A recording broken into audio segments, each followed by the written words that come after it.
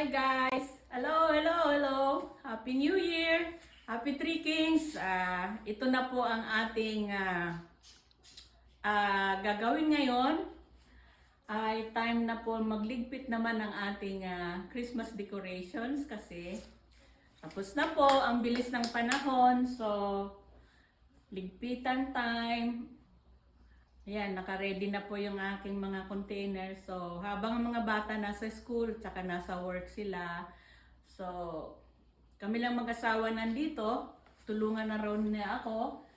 So, magliligpit unti-unti. Okay? Happy New Year again.